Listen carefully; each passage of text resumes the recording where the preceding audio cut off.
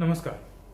आज का जो टॉपिक मैंने रखा उसका टाइटल ये रखा है कि आई फेल ऑन माई शोल्डर, यानी मैं कंधे के बल पे गिर पड़ा। वो किसी भी कारण से हो, चलते हुए स्लिप हो गए, गिर गए, टू व्हीलर से गिर गए, कार का कुछ एक्सीडेंट हुआ और कंधे पे चोट लग गई जोर से, तो बेसिकली कंधे पे जोर आ गया। तो उसके बाद क्या होता है, उसके दो चीज़ें हो सकती है कॉमनली जो देखी जाती है। एक तो ये कि आप ऑकवर्ड तरीके से गिरे, कंधा यानी जो बॉल है वो जॉइंट के बाहर आ गया, जिसे डिसलोकेशन कहा जाता है। ये काफ़ी पेनफुल कंडीशन रहती है और जनरली हाथ के मूवमेंट वगैरह तुरंत रेस्ट्रिक्ट हो जाते हैं, आपका हाथ का कंट्रोल काफ़ी चला जाता है, एक आइडिया लग जाता है कि ये कंधा शायद उतर गया है जिसे कहते हैं, और वो चीज़ एक्सरे में तुरंत डायग्नोज हो जाएगी।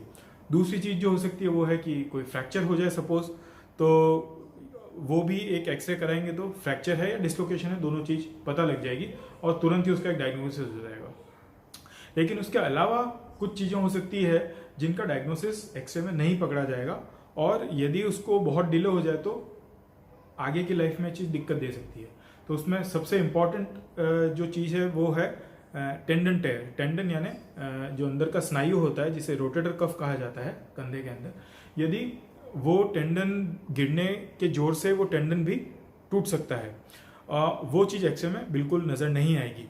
तो यदि आपको इंजरी के बाद में 2-3 हफ्ते तक भी तकलीफ चालू है, आपका एक्सरे नॉर्मल आ रहा है, तो उसे इग्नोर ना करें, उसे निगलेक्ट ना करें, जाके एक स्पेशलिस्ट की सलाह लें। क्योंकि हो सकता है कि आपको आगे के कोई इन्वेस्टिगेशन जैसे कि कंधे का स्कैन कराना पड़े, MRI स्कैन या फिर अल्ट्रासाउंड स्कैन, जिससे कि ये चीज़ पकड़ में आ सकती है। अच्छा, यदि इसे टाइम पर डायग्नोज नहीं किया जाए तो क्या, सपोज आपने इसे 4-6 महीने तक इग्नोर किया, कुछ और अपना इलाज करते रहे, लेकिन उसके बाद में डायग्नोसिस हो रहा है, तो एक थोड़ा सा चांस रहता है कि यदि ये टेंडन एक इलास्टिक की स्ट्रिंग की तरह होता है, यदि इसे लंबे टाइम तक छोड़ दिया जाए शॉर्ट पोजीशन में तो उसे वापस लंबा खींचना मुश्किल हो जाता है, तो रिपेयर करने में भी दिक्कत आ सकती है, या फिर हो सकता है कि वो मांस को ही परमानेंटली डैमेज हो जाए। तो ये इसके लॉन्ग टर्म प्रॉब्लम्स हो सकते हैं आपको। दूसरा एक चीज़ जिसे कहते हैं पोस्ट ट्रॉमेटिक फ्रोजन शोल्डर। तो सपोज आपका एक्सरे भी नॉर्मल है, आपका कंधे का स्कैन भी नॉर्मल है, उसमें कोई टेंडन टेयर वगैरह नहीं है, लेकिन जो बैठा मार लगा है, अंदर जो नर्व्स को डैमेज हुआ है, उसके कारण से एक सूजन टाइप की आपके शोल्डर में आ जाती है, जो समय के साथ में उसकी परत मोटी हो जाती है और शोल्डर के मूवमेंट्स टाइट हो जाते हैं। तो यदि ऐसा केस है तो उसमें भी इलाज ज़्यादातर फिजियोथेरेपी से कंट्रोल में आ जाएगा, और नहीं होता है तो कुछ केसेस में दूरबीन से उसको ऑपरेशन करके और रिलीज करना पड़ता है, जिससे कि आपके मूवमेंट्स रिस्टोर हो सके।